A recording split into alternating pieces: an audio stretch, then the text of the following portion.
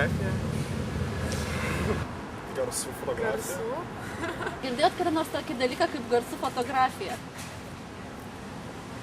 Kažką tai girdėjau, bet nelabai išmanau, kas tai yra. Iš tiesų labai įvairiai galima pagalvoti, daugiaprasmiškai. Vaizdas ir garsas nesuderinami dalykai atrodo, jeigu jos taip. Kaip galima nufotografuoti garsą?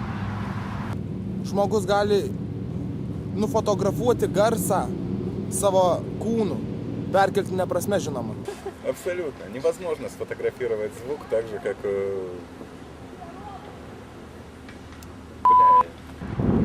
Fotografija internete ar kokie dar garsų. Su garsų vizualizacija, su bangom, garso bangom. Ne prie fizikos, prie meno. Kalbanti fotografija. Garsų fotografija. Nuotraukos, kurios tau asocijuojasi su kažkokiais garsais, ten su miesto garsais ar gamtos garsais, ar tiesiog fotografuoja ten kokią nors muziką atliekasi. Kažkas panašaus. Daug dalykų yra nematomų, bet jų yra vis tiek. Kaip manot, kas tai gali daryti? Kas gali išsimti garsų fotografiją? Menininkai turėtų tai daryti. Tokie pačiuožę menininkai, kurie vieni suvokia, ką jie.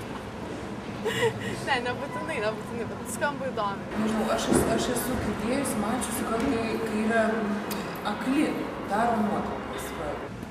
Man atrodo, aš jau supratau apie ką jūs. Fotografuoja garsus, taip išeina. Aklieji. Tai reiškia, fotografuoti garsų išeina.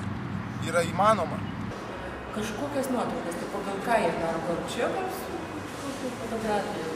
Kaip jie nukreips, kur jie nukreips? Garsų fotografija tai maždaug fotografuoja akliai arba silpnariai, kadangi jie nieko nemato, jie fotografuoja garsus. Tai tarkim, jie išgirsta lapų šlamės ir fotografuoja medį.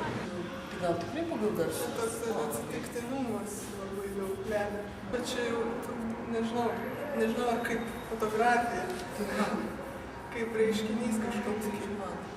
Kas iš to išeina? Jie fotografavo iš tikrųjų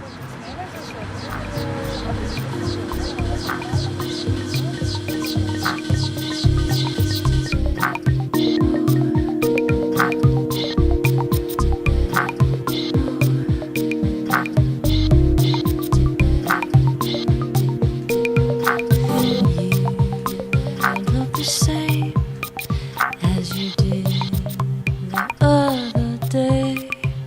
Your smile's not the same